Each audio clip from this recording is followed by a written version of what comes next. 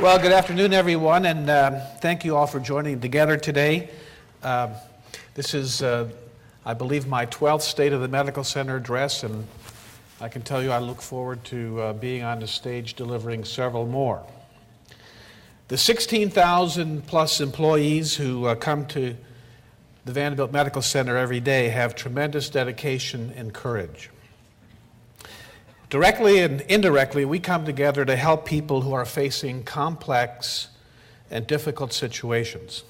We together care for, nurture, and support patients and families who trust us with one of their most precious possessions, their health. We face uncertainty and loss on a daily basis. Will I be able to see? Will I be able to walk and run? Will I be alive to watch my child graduate from college?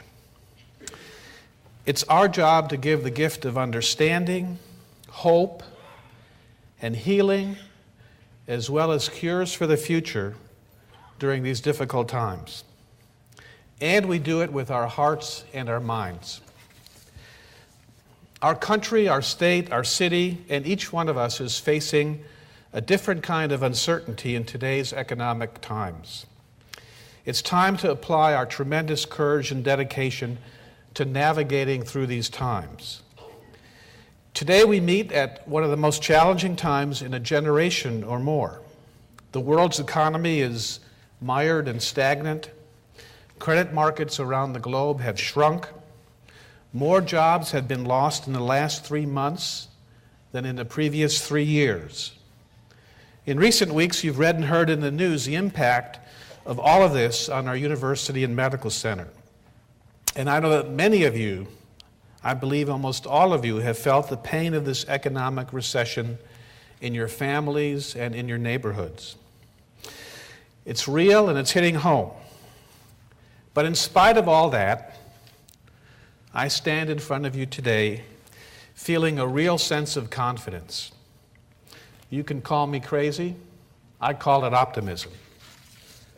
When the economy began slipping into recession, we met as we do every quarter with the managers and leaders of this organization. And we talked about the worsening economy and asked that we cut back, eliminate unnecessary spending, hunker down a little bit, and we promised that keeping the team together was our top priority. It's not that we hadn't asked you in years before to tighten spending, and in years before everyone responded, usually with a healthy dose of chatter and a little grumpiness. And in years before, we didn't face the kind of challenge we face today.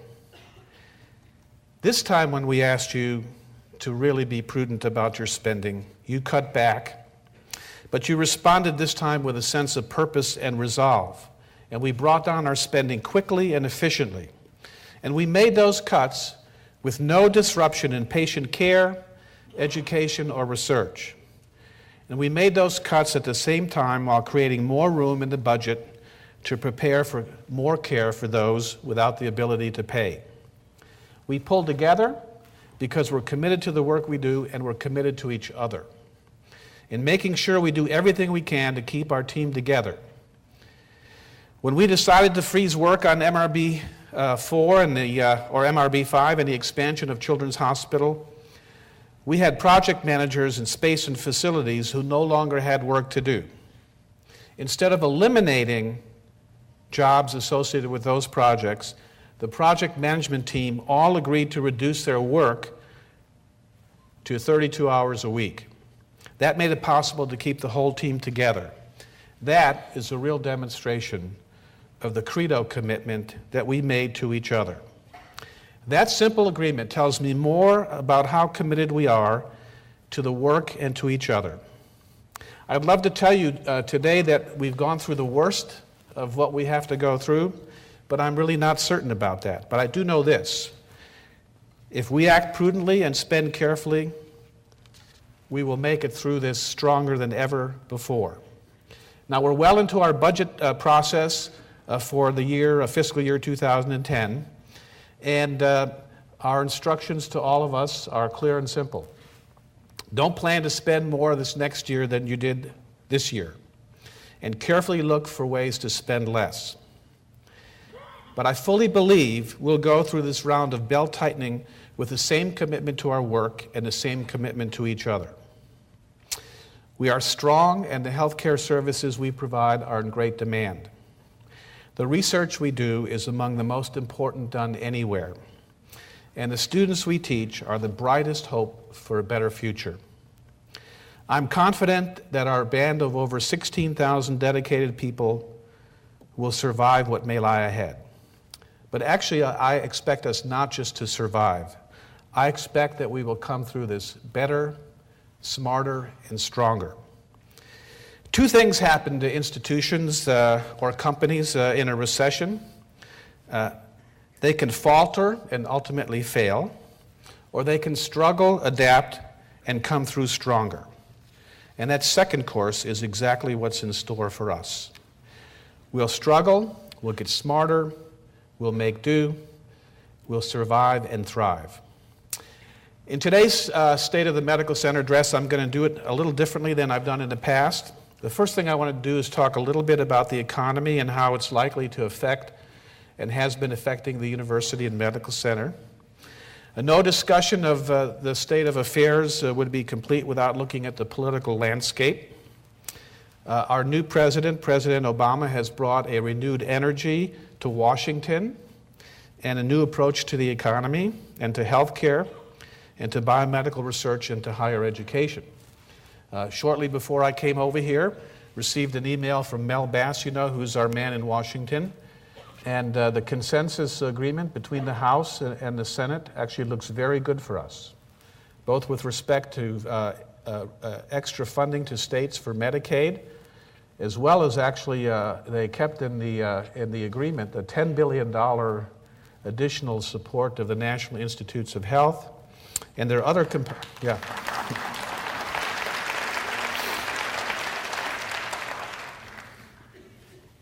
Every once in a while, it's good to have a Congress that's willing to spend, at least on the right things. Governor Bredesen has proposed funding reductions in TennCare that I think would have done damage to not only the population that we serve, but also to us as safety net providers. But it looks like if the vote comes through on this consensus bill, that we're looking at a little better future with respect to TennCare. After I do that, I want to update you on the performance of our medical center in service, in quality, in people, in growth, and finance, according to our 5 pillars. And then last, I want to listen to you, your thoughts, your comments, and questions. And even if you have gripes, those are fine too. We've asked for your questions and comments through our blog. And if you haven't gone to the blog before, I'd like it if you do. We're asking people to make suggestions about how we could do better. We're soliciting comments about what's right at Vanderbilt and who's doing great things. And we use the blog also to field questions and concerns from all of you. And we've used it to see how things like the ban on smoking, for example, have affected you. Tomorrow we'll send around an email with the link so you can get to the blog and look around and get familiar with it. We've also pulled some comments and questions from the blog to address today. And when you came in, we gave you Ask Harry cards. So if you have a question or something comes to your mind during this presentation, you can write it down and then raise your hand and we'll come around and collect the cards.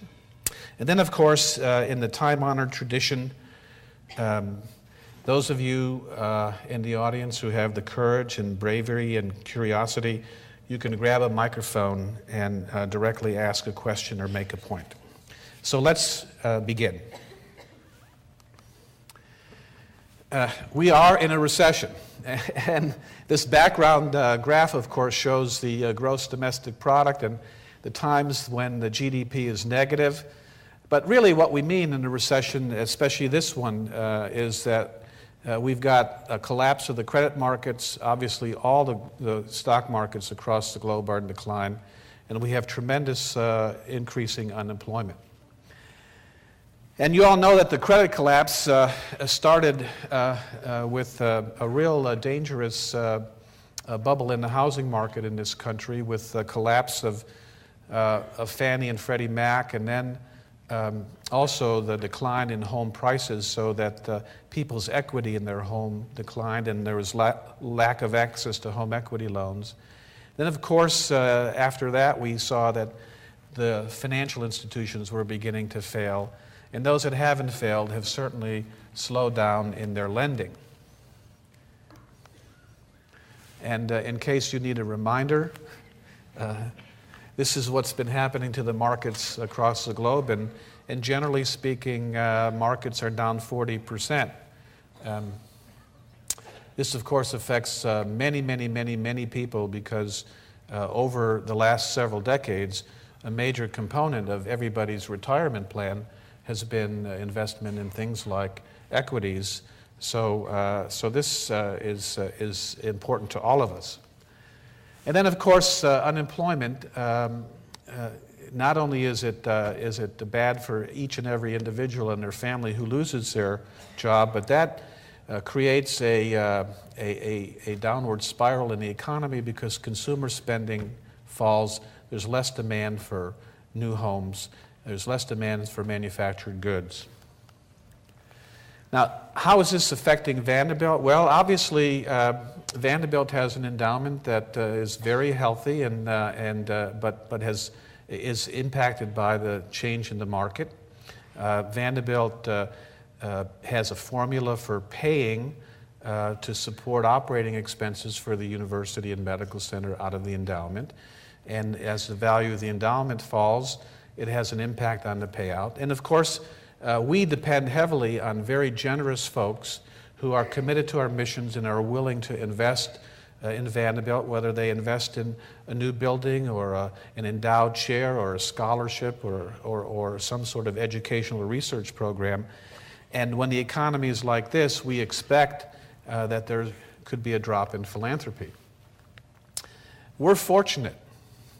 The value of our endowment, as you saw in a press release last week, is actually down less than than the vast majority of academic endowments, and certainly down significantly less than the markets have. And that's really good for us. It's never good for the endowment to move in the wrong direction, but you can see here actually that we had great endowment growth over the last several years, and even though it is down for this past year, it's still at or above where it was just in 2006. Now, we certainly hope that 2009 calendar year will be a better year for the markets, but we're not off to a terribly exciting start.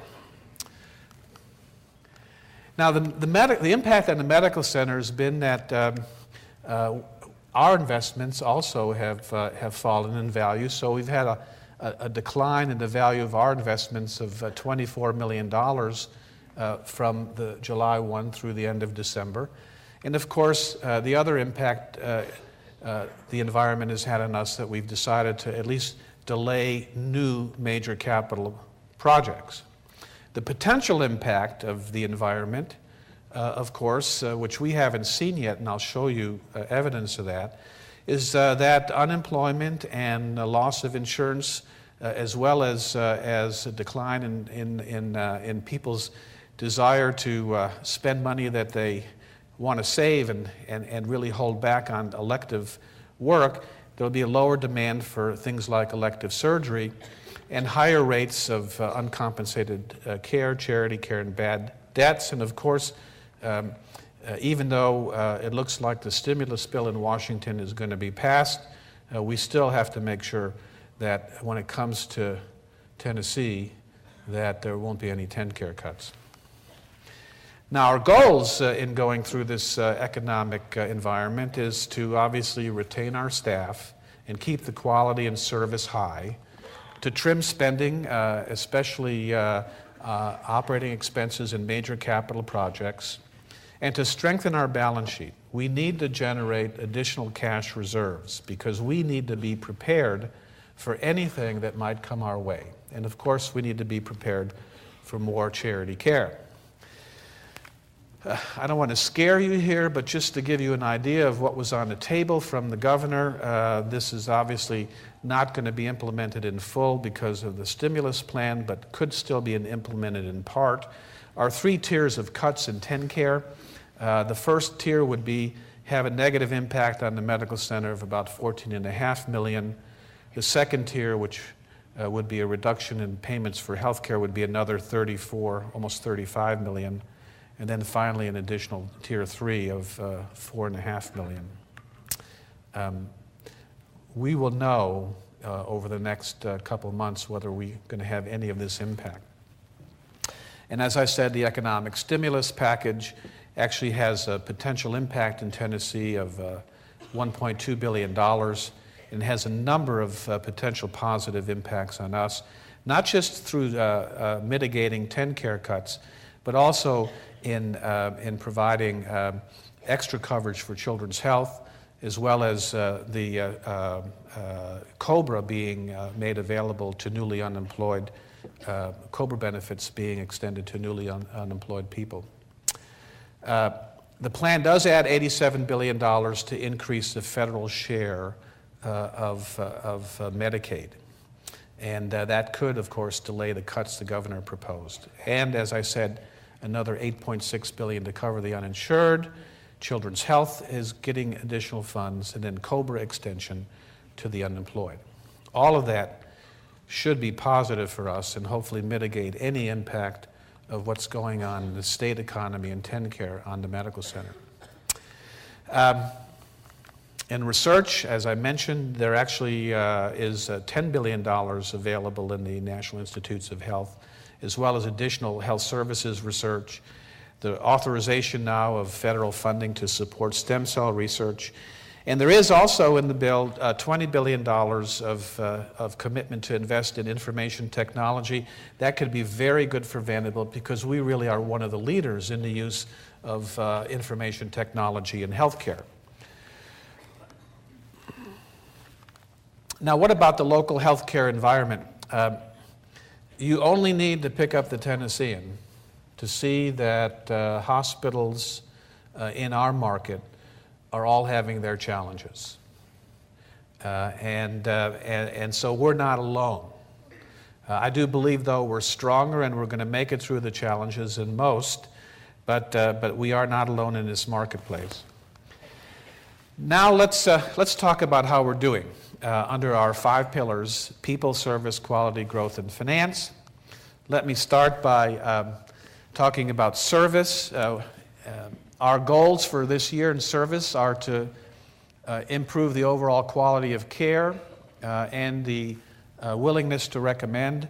We're always wanting to be at the 90th percentile in our patients' assessment of the overall quality of care and in the 95th percentile of their willingness to recommend. And our goal is to do that in all of our components of the healthcare system. And here's how we're doing so far through the first 6 months of the year.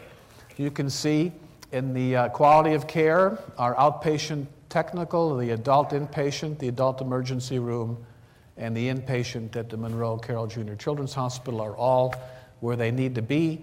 And then outpatient surgery, the Children's Hospital Emergency Department, and the Vanderbilt clinic visit are still needing to hit our target. On the likelihood to recommend, we're above 95th percentile in one area, but I'm not too disturbed because several areas are over 90, and adult inpatient is almost at 95%, and that's pretty darn good. Again, we have some work to do here, but everybody else is working on this too. So it gets harder and harder and harder to be in that top 5 percentile in willingness to recommend. I just want to acknowledge that there are several areas in the healthcare system, inpatient areas especially in the adult hospital here, that really have improved their performance.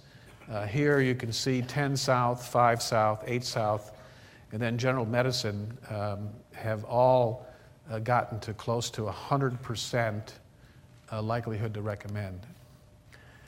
Now, in addition to our own surveys that we do with the patients that come to us, Medicare does surveys, and this is the Medicare survey data, and it benchmarks Vanderbilt against the state and the country with a number of different questions.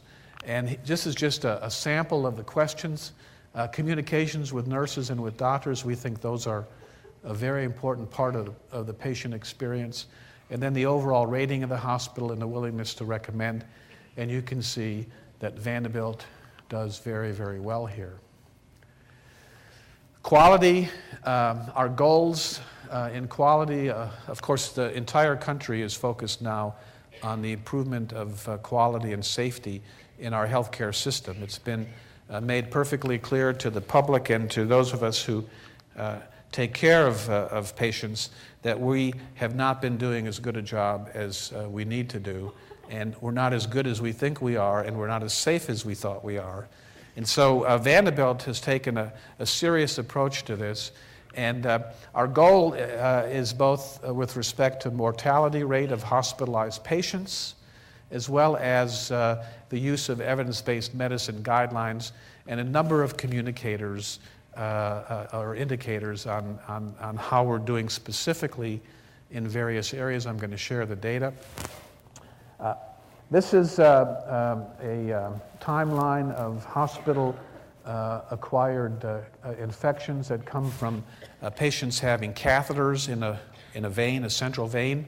These can be serious and even life-threatening, and we have put into place protocols, standardized protocols now in the hospital, so that we have had almost a 75% reduction in central vascular catheter infections. Another complication that happens too often in hospitals is patients who are on ventilators can develop pneumonia as a complication. Here again we have implemented a bundle of maneuvers that are shown to prevent ventilator-acquired pneumonia, and you can see when we did that in the past year, we cut our rate in half. Leapfrog, which is a consortium of some of the largest employers in the country, have put together a series of criteria that determine the quality and safety of hospitals, and we're very proud that the Monroe Carroll Jr. Children's Hospital this past year was ranked by Leapfrog as one of the top hospitals in the country. And of course, the adult hospital has been there for a number of years. Now, how are we doing on the mortality? Year to date, our observed to expected mortality is 0.71, and that is very, very good. I think I'll show you some data to show that actually would tie us with the best hospital in the country last year.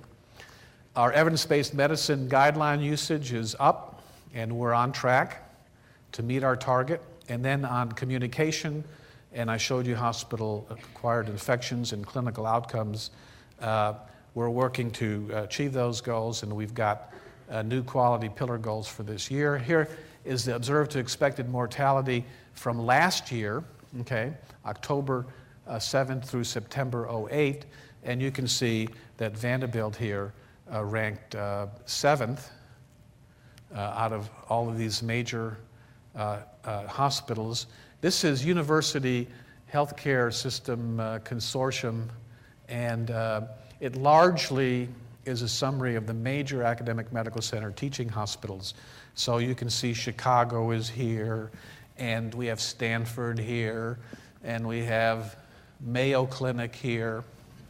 I bet you some of you thought that we weren't as good as the Mayo Clinic, huh? Well, I think we're definitely at least as good.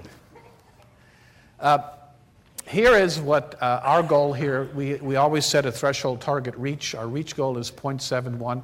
And these are the results from last year, where Vanderbilt ranked 7th. And you can see that the number one last year was the University of Wisconsin Medical Center. I think the chancellor spent some time at Wisconsin, right? All the Vikings. Yeah, right. It's all the Vikings. Actually, the people there are so healthy anyway.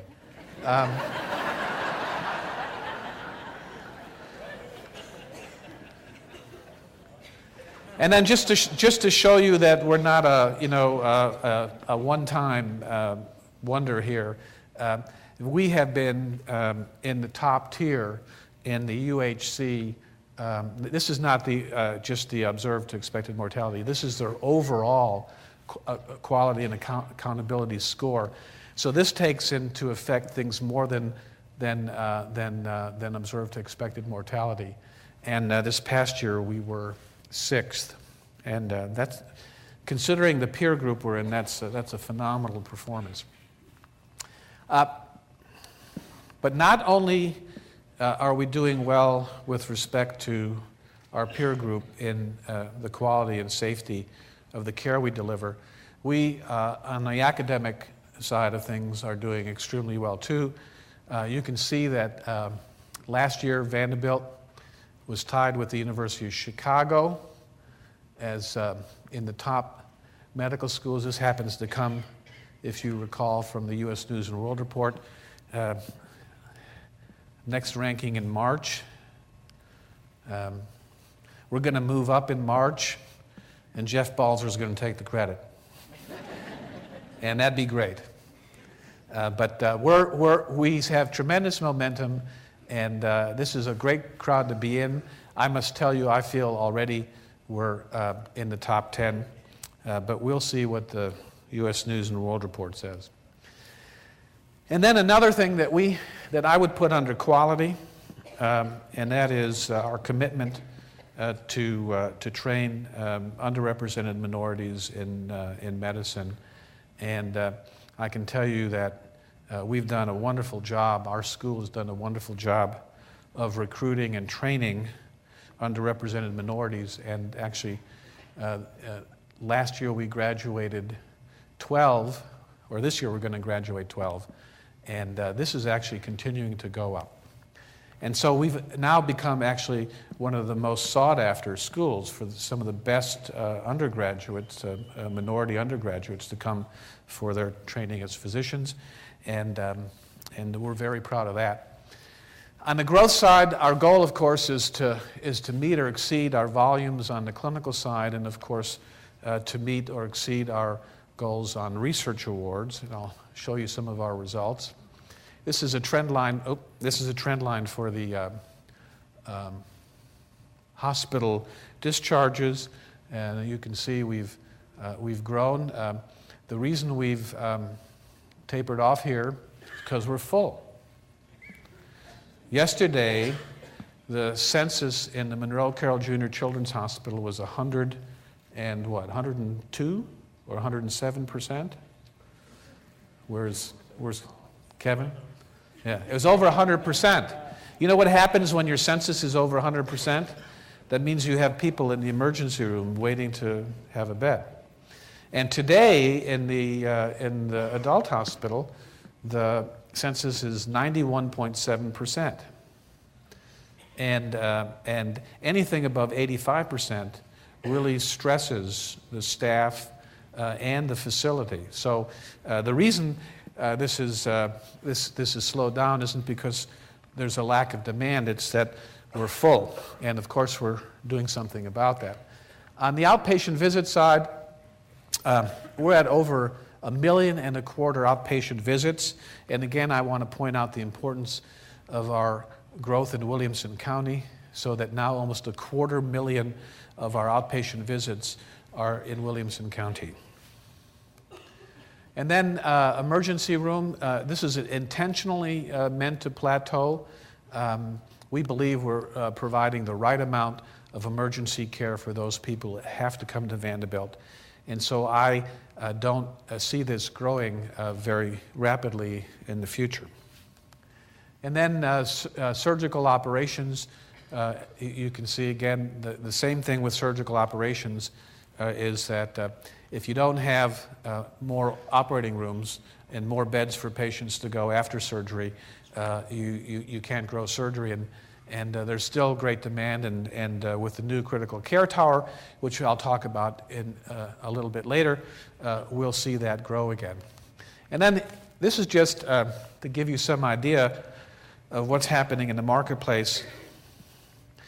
The equivalent patient day measure is a measure that consolidates both inpatient and outpatient volumes.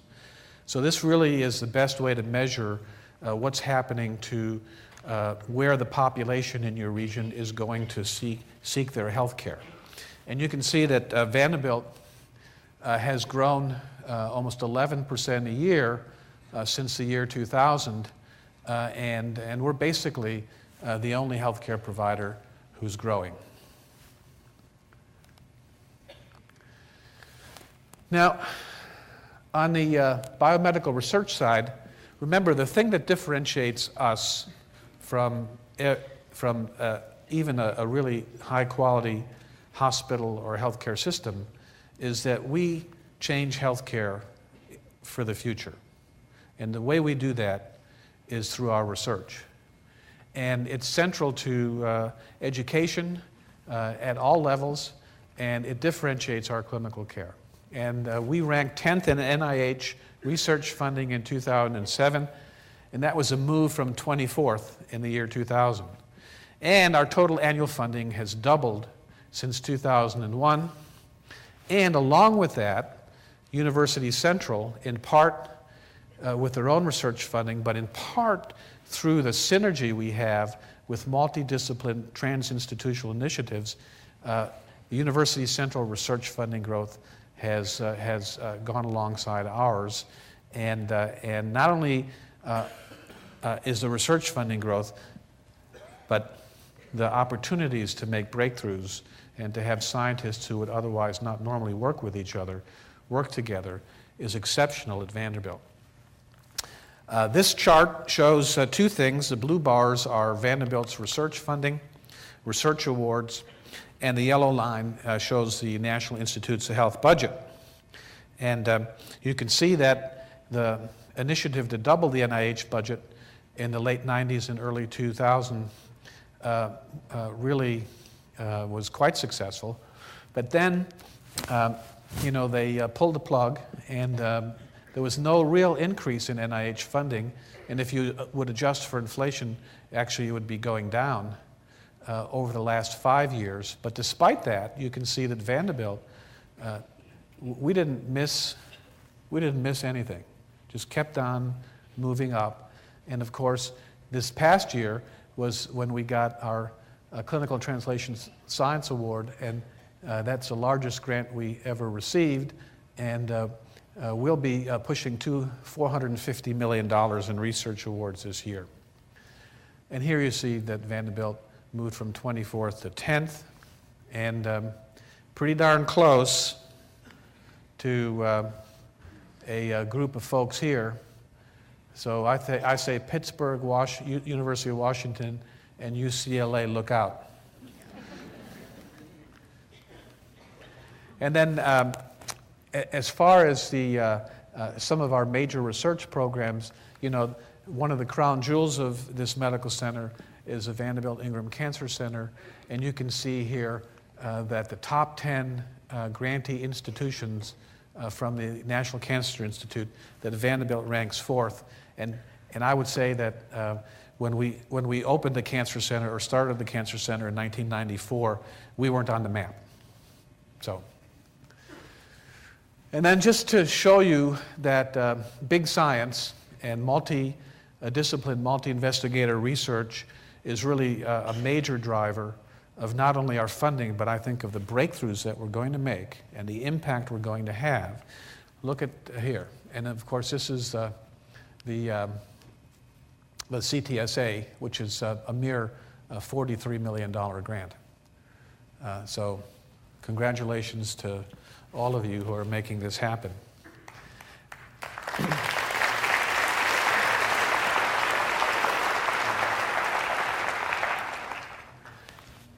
And great things are happening in the School of Nursing. The Vanderbilt School of Nursing has a new HRSA Innovative Nurse Education Technology grant. Our School of Nursing is really at the forefront in the use of technology, not only information technology, but other forms of technology to train students. And that's a $1.6 million grant to develop simulation management software. The School of Nursing also has initiated a new Doctor of Nursing practice program. I think all of you need to realize that the face of nurse practice and nurse practitioners in this country is changing, and that more and more of the nurse practitioners that are out there, which we desperately need, are going to be going through this kind of a program, a Doctor of Nursing practice program. We started our first program, our first class in the fall of 2008, and there is very great demand for this program at Vanderbilt. And then our School of Nursing is only 100 years old, okay? And they celebrate, we're doing actually a year-long celebration of the centennial. This is the birthday cake that Colleen and I shared with a bunch of folks earlier this year. And one of the things that you should look at is the Centennial website. As part of the Centennial, there's a wonderful lecture series that the School of Nursing has organized. And I want you to look at some of the folks who are talking. Actually, Tom Scully is here this week. He ran the Centers for Medicaid and Medicare and Medicaid, CMS, in the previous administration. And see, even lawyers know something about running healthcare. And then we have Jim Cooper coming, of course, and then you can see here that Don Berwick, who's probably the leading expert on quality of care in the United States, Uwe Reinhardt from Princeton, who is probably one of the leading healthcare economists. So a really great lineup of speakers. And then, of course, part of our growth is in capacity. As I mentioned earlier, we've been capacity constrained. One of our moves is to expand our ambulatory services out at 100 Oaks. These are just some photographs of the entranceway at 100 Oaks, the grand escalator. Downstairs is retail, so the healthcare stuff is all up on the second floor, and this just gives you some idea of what the second floor looks like with the various clinical services on both sides.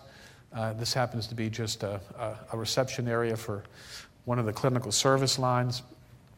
We're going to have the latest technology, electronic check-in.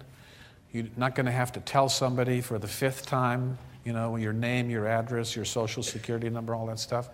We're going to be doing all electronic confirmation of insurance and patient demographics, co-pays. This ought to be very efficient and also financially prudent approach. And then we're going to have a pager system. So it's just like going to Panera. You put in your order. You put in your order, you get your vibrator, and then when... And then, of course, the critical care tower, which is going to be opening up this November. This was actually the drawing, but this is the real thing. This is a drawing of what the atrium looks like and the connection between the new bed tower and the existing hospital. And what's happening, of course, is that the aging of the population and the technology and standards of practice that move healthcare to the outpatient setting make it that patients who are admitted to the hospital are sicker and sicker and sicker. And hospitals are becoming large critical care units. And that's why our strategy was to go ahead and prepare for that and build this new critical care tower. And it'll enhance our surgical capacity, obviously increase critical care inpatient beds, and it's going to add some institutional amenities, which we need, and it's going to allow us to grow again. The progress report is that we are going to be on time to move patients into the critical care tower in November of this year. The operating rooms will move first, and then the patient occupancy. Construction actually completes in September. And we are on budget. Larry, we're on budget, right? Right, okay. And the bridge to November, though, because we are out of operating room capacity, we have a plan to improve our throughput and add capacity with existing operating rooms so that we can be prepared to quickly then take advantage of the new critical care tower. So we're evaluating and not only relocating some of the surgeries here in our off-campus surgery centers, but we're also looking at other ways to other locations we might use in the interim. We have 41 on-site adult ORs, and we have 5 ORs in Cool Springs and 6 ORs in the Natural Surgery Center, but it's not enough. And then under the finance goal, our goal, of course, is to be fiscally very successful, to be able to support all of our very important missions. We have a 2009 goal that the hospital and clinic revenue will increase by a little over 11%, and that the Vanderbilt Medical Group would increase by 10.6%, and to increase our net income to greater than $61 million. And I'll show you that here's where we are to date. This is the first 6 months. This is our actual results from operations, and this is our budget. So 2 things that you should realize here. Number 1, we're very close to budget. And number 2, if our goal is 61 and you know how to multiply times 2, we're going to beat our goal. Because if the last half of the year is anything like the first half of the year, we're going to have a pretty strong year from operations. But our investment losses are really hitting us, and you can see here that up year to date 22.5, and we thought, who would have thought that we would have this instead of this? But that's where we are. Just to give you some idea of the growth that we've had an 11.6% growth year over year, and you can see that our forecast is for about $2.39 billion in revenue for the year that we're in right now. Let me show you then, just to spend a little time explaining this graph.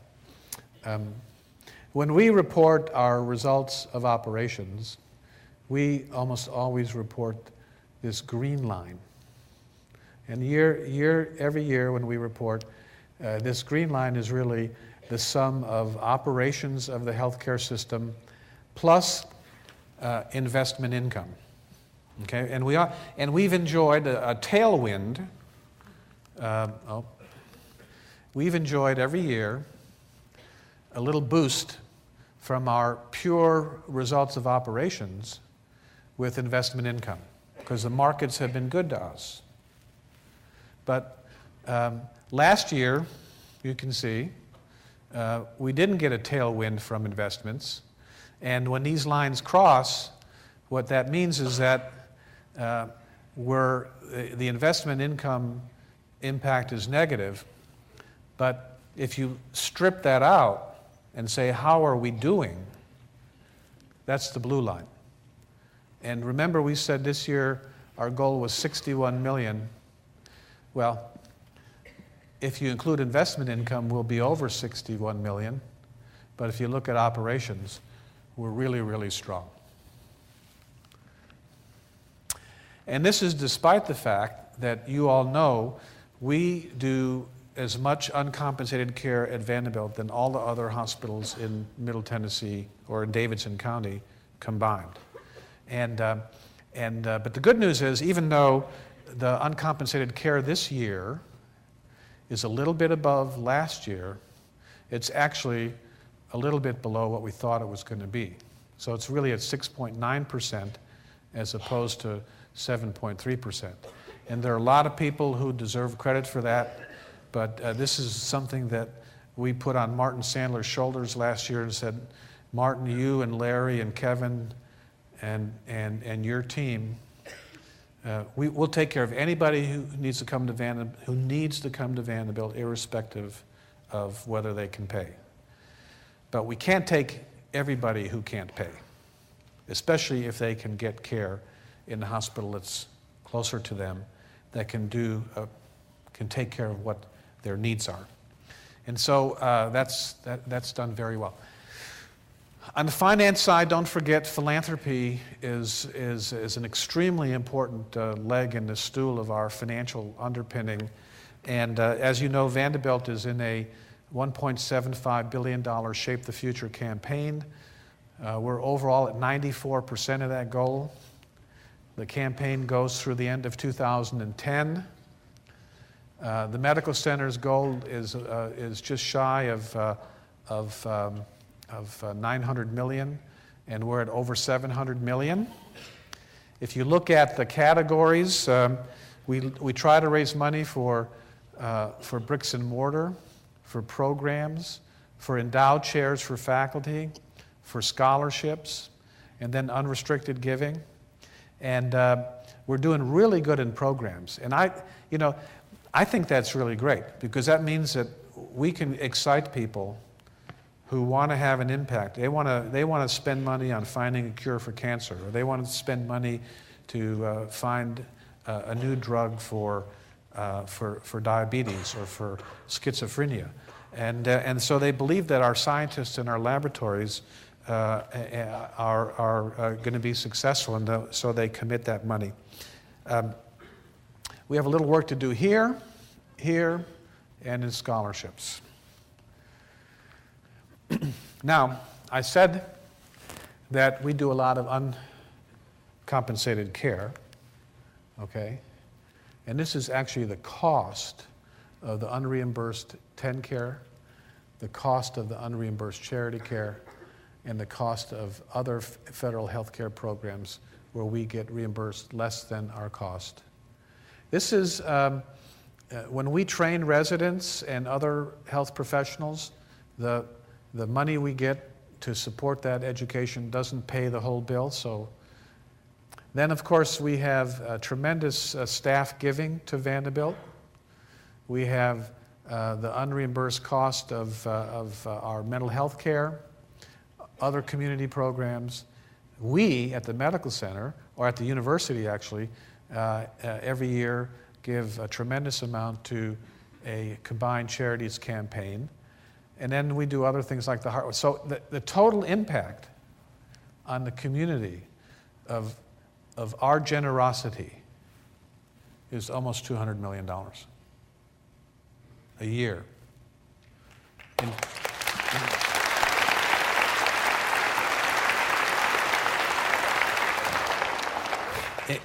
In 5 years, that's $1 billion.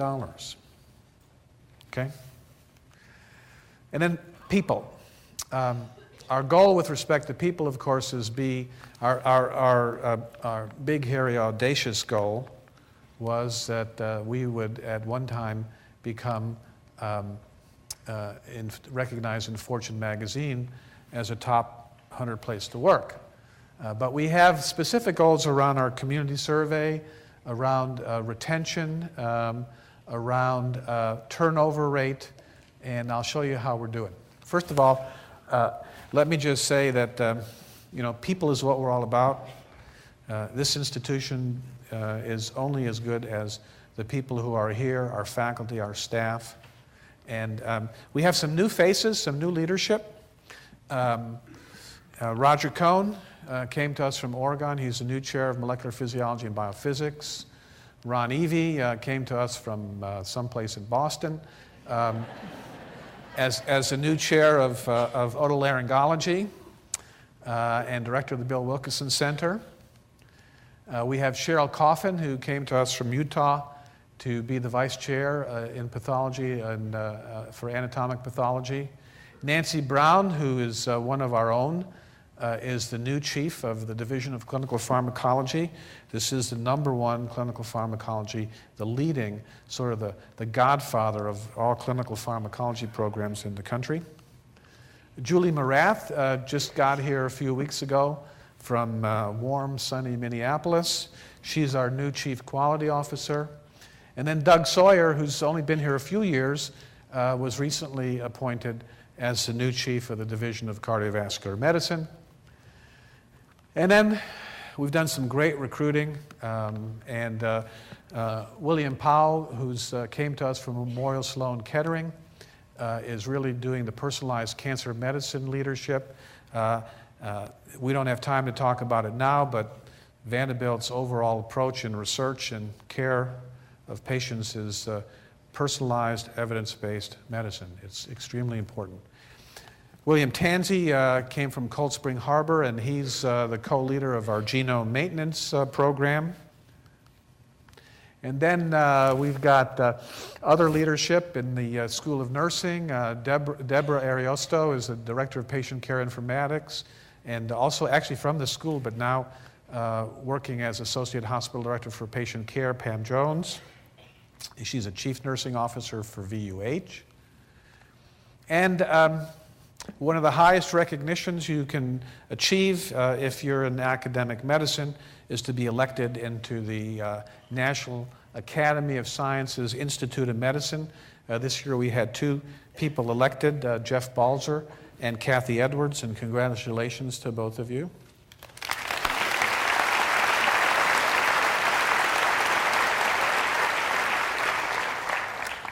We've had a number of people recognized with awards. American Association for the Advancement of Science. We have 4 new fellows elected from Vanderbilt. Dan Liebler, Charles Sanders, Gary Silikowski, and Mike Waterman. Finally, Mike Waterman. I saw Mike here somewhere. Where's Mike? There he is. He's chairman of the biochemistry department and one of my really good advisors. He keeps me honest. 18 Vanderbilt School of Medicine fellows now in the American Association for the Advancement of Science. Mace Rothenberg won the 2008 American Cancer Society Lane Adams Quality of Life Award, and then Randy Blakely won the 2008 Aspit Julius Axelrod Award from the American Society for Pharmacology and Experimental Therapeutics. And then Luc Van Keer is now the deputy editor of the Journal of Immunology, and Tom Doyle, who is a pediatric cardiologist and someone who, if you remember seeing our videos on the Monroe Carroll Jr. Children's Hospital and all the great things we're doing here, Tom is featured in that. He won the 2009 Children's Miracle Network Achievement Award. And then in the School of Nursing, Linda Norman is the Senior Associate Dean for Education, and she is recognized by the National League of Nursing Accrediting Commission. She's now a member of that. And Betsy Weiner, who's a real expert in nursing informatics, actually in overall in the field of informatics. She received the 2008 Virginia K. Saba Informatics Award from the American Medical Informatics Association, and that is a very prestigious award. We now have a handful of people at Vanderbilt in the nursing school and in the medical school who have been nationally recognized for their work in medical informatics. And then, of course, you remember when Harold won the 2008 Commodore Award. He is the front door of the Monroe Carroll Jr. Children's Hospital. You know, he's just a wonderful, wonderful ambassador for Vanderbilt. And then, of course, in the fall, we started our first of what is going to be a tradition of recognizing folks in our medical center with Credo Awards. The nursing at Vanderbilt is second to none, and we have our not only a great group of nurses at Vanderbilt, but they also are very committed and dedicated and satisfied with their work. This happens to be our results on a nursing satisfaction summary, and anything above this 2.7 is considered best for a magnet organization. We are a nurse, we have received a magnet recognition for our nursing excellence and leadership, and you can see in every category we're way above 2.7. So I want to congratulate the nursing leadership and the nursing at Vanderbilt.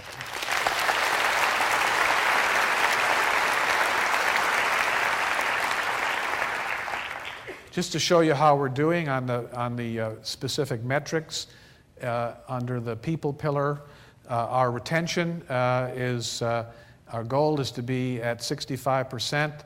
We're a bit better than last year, but we're not where we need to be. On turnover, our goal was actually to be at 16%, and we're doing very well there, 14.3%. And in nursing turnover, our goal is to be at 15%, and we're very close. I see these two as being not different from each other, and I'll bet you that, that this is going to go down over the next few years. And then, not only are we interested in the health of our patients that come to us, but we're also interested in each other's health. And so we have a program at Vanderbilt, a comprehensive program across the university, actually, that includes promoting physical activity. We had a goal last year to get people walking, and we measured with pedometers how much people actually walked, and we had 2,900 people participate, and it had 1.2 billion steps, okay? That's about equal to the interest on the national debt every half hour. But we have campus walking trails now, and we were awarded a Fit Friendly Company Award, actually 2 Fit Friendly Company Awards. And in 2008, 83% of our faculty and staff report exercising at least 1 time or more per week. The other thing we are trying to do, of course, is to wipe out smoking. And we have this new smoke-free campus, and we've put a lot of resources behind helping our folks try to kick that habit. It's a tough thing to do, but just to give you some idea, we had 700 contacts made to support quitting smoking between July 2008 and December 2008, and a lot of that was driven by the fact that we implemented a smoke-free campus policy. And then we have our Go for the Gold here, which is really to identify risk, to encourage wellness behavior, and to support smart healthcare consumerism. We measure a number of things: how many people get a health risk assessment, keep a wellness log, and do the game plan for your health, and then how many actually in their family, either their spouse or their partner, complete a health risk assessment. And you can see that in all of those, we're beginning to make real progress. And now, actually, 82% of the eligible faculty and staff actually participated in the health risk assessment this past year, which is really amazing. And then, lo and behold, Vanderbilt University, the first university ever chosen by Fortune 100 as one of the top 100 places to work.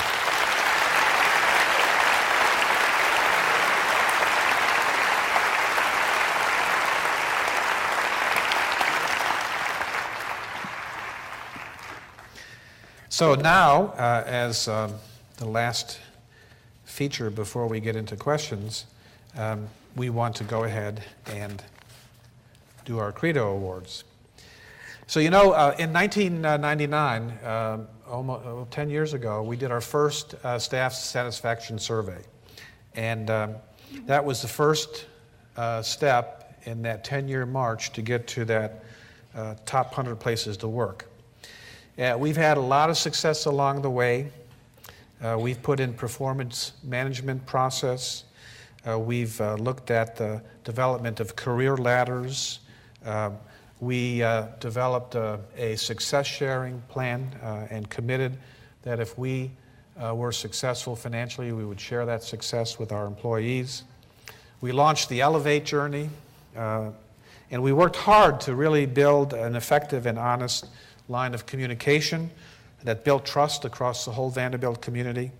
And we set some organizational goals that were comprehensive and well-balanced, and I just went through them all with you. They are under our 5 pillars. And we factored in the investment that we need to make to support our people. And most important of all, we demonstrated that teamwork can make us remarkably successful. And on any objective measure, the team we built it really excels. It excels in customer service to our patients, in quality for our patients, for our students, and for the science that underlies everything here, because when all is said and done, what differentiates us from others is that we innovate. We innovate in basic science, we innovate in clinical science, we innovate in patient care. And now our people are recognized for the wonderful work environment that we have, and the Fortune magazine is one part of that recognition. Along the way, we've had other recognition. Scientist magazine, you remember, found that Vanderbilt is one of the best places to work in academia if you're training in science research. So we really have come a long way. Malcolm Gladwell, who wrote The Tipping Point and Blink, he writes about a remarkable town in Pennsylvania in his new book, Outlier. And he tells us that this little town is remarkable because the citizens that live there live longer, have longer lives on the average than the residents of any other community in the United States. And most of the people that live in that town come from the same region in Italy. And so one thing he did is he checked to see if the folks in the old country where these people came from lived as long as they did, and the answer was no. He looked at their diet, and actually the healthiness of the diet of the folks in this community was really not very good. And so he concluded that the source of their longevity is that the community of people, how they relate to each other, rely on each other, their confidence and their trust, because it is a very, very close-knit community. And the conclusion is that how happy and successful you are in your environment with your colleagues makes an important contribution to your wellness and to your longevity. I believe that's true, and I believe there's probably very good science that underpins that. But that's the kind of community we're building here, and that's the kind of community that we need to have, because the test of our community is not just how we do in the best of times, but it's also how we band together and make things work in challenging times. And we're in that period of challenging times, and I believe this community is banding together very well. And like I said, I'm an optimist. So congratulations to all of you on this great achievement. And now what I'd like to do is move into our recognition of our Credo Award winners. You recall that over 700 of you worked together over a period of months to develop the Vanderbilt Credo. And the Credo really, in the end, tells who we are. And so the Credo Awards have been created to recognize and celebrate unique people and how they've put our values, our Credo values, into practice. And these colleagues are role models, and we look to them as a real objective example of how we should all live our lives at work. So today we honor 3 recipients. They will receive each a $500 check and a collection of gifts. And the way we will do this is that I will introduce the supervisor of each of these individuals, who will come up and say a few words and introduce their award winner. So first, I want to have Wanda Alexander from Nutrition Services to introduce our first recipient and tell you why she was nominated.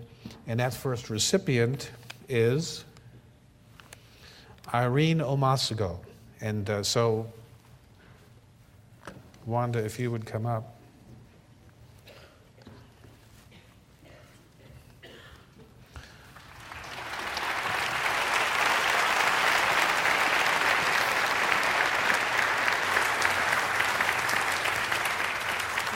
It is my pleasure today to introduce you to Irene Omasigo. Irene works in Nutrition Services as a dietitian assistant, we commonly call DAs.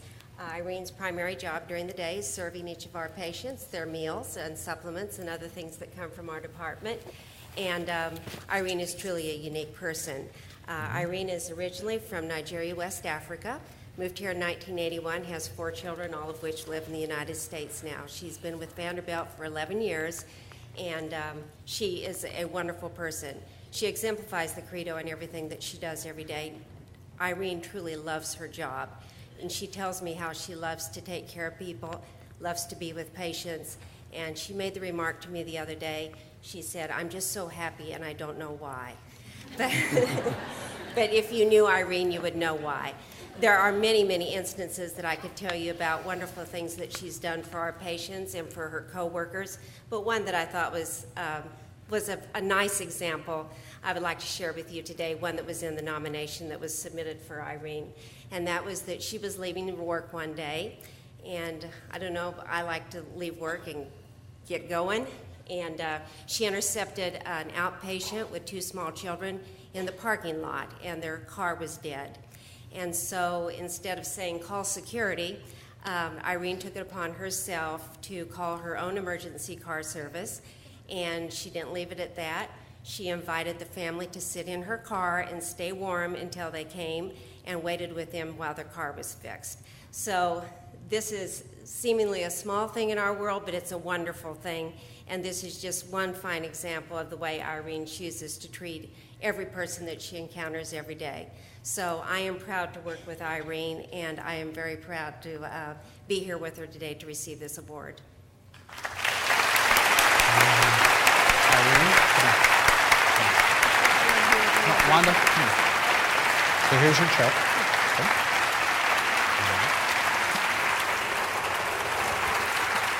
Okay. Congratulations. Irene. Yeah. Thank you. Don't drop that. This is not attached, so you have to be careful. Okay.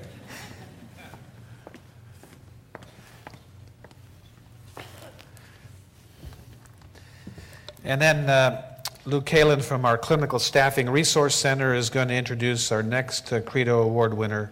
Redia Allred is the winner.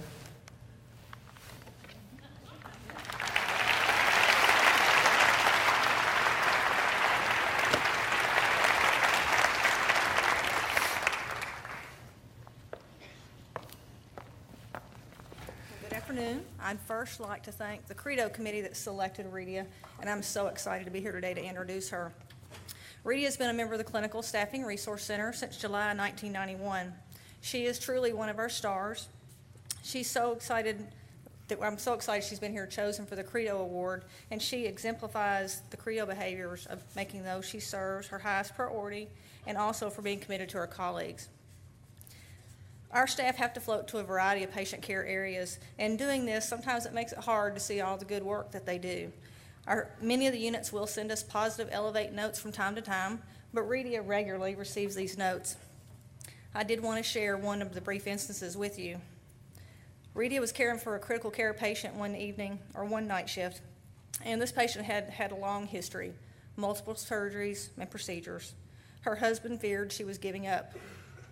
That night, Redia cared for this patient. She was able to inspire her to keep fighting and yet again come to the OR again the next morning. Her husband called me while she was in the OR to let me know that he was very thankful that we'd sent Redia to him last night. His wife's outlook had improved, and he knew that this was because of Redia. One personal note I can only say for Redia is if I ever find myself or one of my family members in this hospital, if I can just look up and see Redia's face, I'm going to know that everything is okay. Redia loves nursing, she loves her patients, and I'm very excited to be here and help honor her today.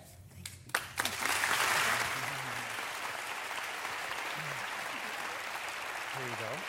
Here's a check. Now, this is not attached, so you have to, okay.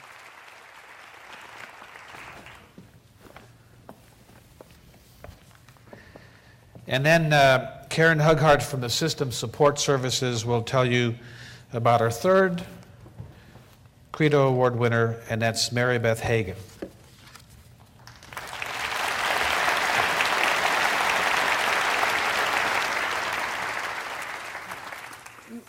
all know, but System Support Services is a department that provides training and user support for a lot of our inpatients who use our clinical computer systems. Mary Beth is our program coordinator who is primarily responsible for making sure that all of our medical students and physicians have the right systems access, and also providing training or coordinating all the training for them that the various people on our staff do. And she brings a lot of creativity and innovation. She really has good follow-up skills. But what I really want to talk about today is the things that she does in our department that are really not part of sort of that core job description. And I thought of one example in a short time that I think evidences how Mary Beth demonstrates her commitment to her colleagues as well as those we serve, and her tremendous sense of ownership for the success of the organization. And this might sound like kind of a small thing, but given the economic climate, I think this is a good example of the kinds of things that we really want to recognize and encourage. Our department's very reliant on technology because we do a lot of the service that we provide to our customers away from the office. So we really depend on laptops and cell phones and things like that a lot. And when those things don't work exactly right, it's crippling, not only to our ability to do our work, but it means that we might delay responding to calls from customers and so on. And Mary Beth has really made it her mission in life to try to make sure that we have the tools that we need to do our work. It's not part of her job description, but she went out and made it a point to learn how all that stuff works. She's forged relationships with people in telecommunications and with our land support people. And because of those skills that she has developed really on her own, it's really enabled all of the people in our department to be more successful. We just couldn't function without her. And so I just really want to say, Mary Beth, we are so grateful that you work with us. Vanderbilt's a better place because of people like you, and I just really want to say thank you so much.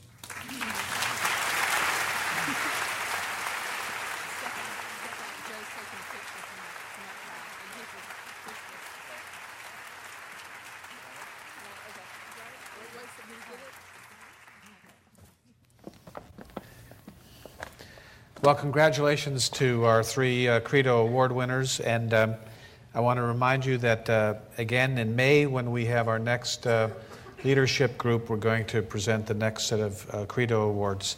And so I encourage you, as you can see here, these people are recognized because they're nominated by their coworkers. So I encourage you to go to the Elevate website and nominate folks that you think really exemplify the Credo and live the Credo every day in their work.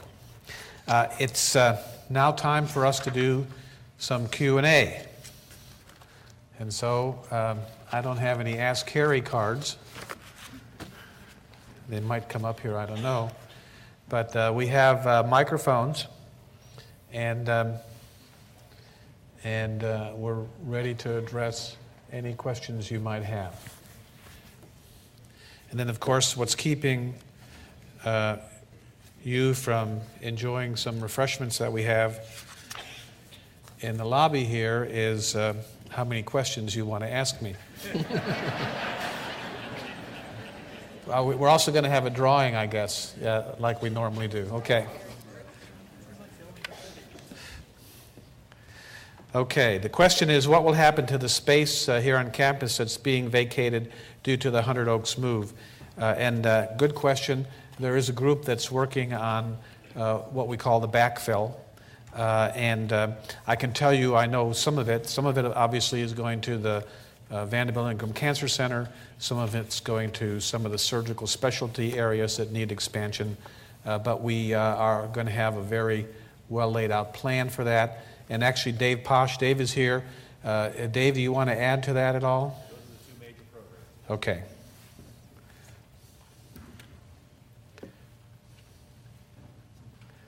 Other questions? Who has a, come up a little further so we know you have a microphone. The microphones come up a little bit. Raise your hand if you want the microphone. Okay. This, I hope is a very simple question.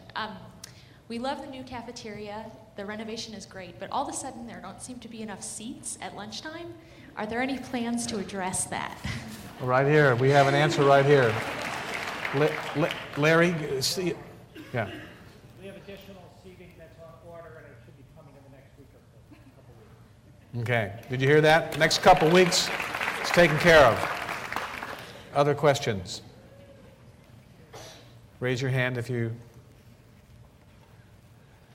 Well, you're making it very easy on me, but that's okay. I think